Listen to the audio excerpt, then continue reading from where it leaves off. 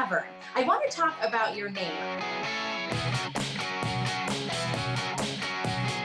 Why did you choose that as the name of the restaurant? Full disclosure, I did not come up with that name. Community opened in February of 2015, and it was actually an entirely different owner. And then my husband and I bought Community in January of 2018, and we changed the concept at that time to be contemporary American with a Pan-Asian influence. And we really embraced the name because we live in this community here. We actually live right upstairs, so this is our own mom and pop. Yes. Not a lot of separation between work and home there. None. But we're really involved in our community, and so we really wanted to embrace that name and make it a place that feels inviting and have them know us too. We're not just a restaurant in the neighborhood, but we're also your neighbor.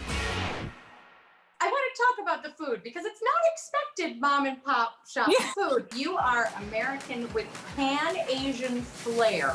How did you come up with this concept with your husband? The whole deal was he was just going to cook the food that he loves, and he has a long background in more fine dining restaurants that had a bit of a Asian flair. And we are thoughtful about the menu in terms like we always have our burger, which is a very popular dish on the menu. We also have things that are approachable for a lot of different people with various dietary restrictions or preferences. You kind of have a little bit of something for everybody, but today we're having fried chicken, but of course not expected fried chicken. Ours definitely has a twist. It's loosely based on like a Korean fried chicken, so that sort of balance of sweet and spicy. It's kind of like the perfect comfort food. It has a little bit of everything.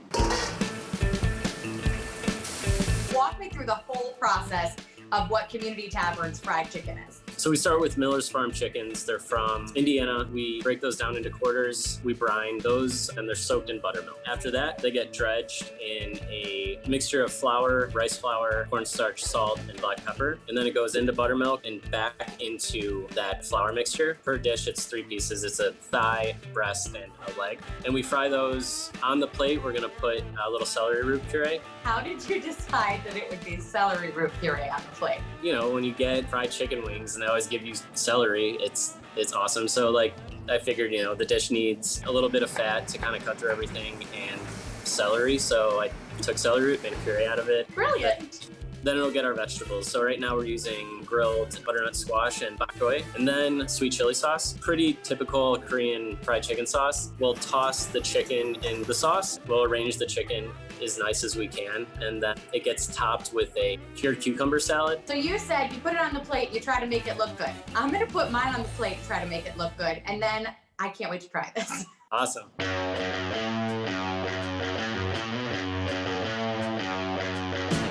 Should we dive in? Yes.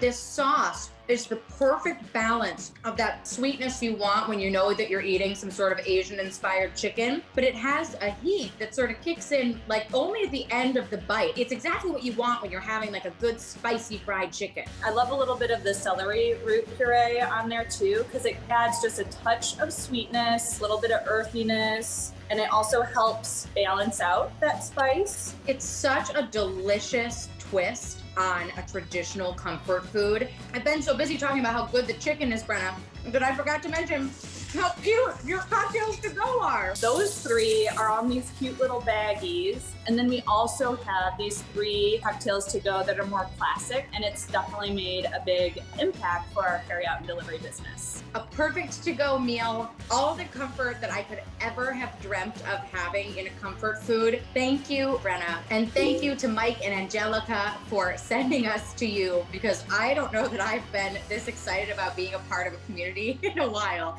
This fried chicken is awesome. Thank you.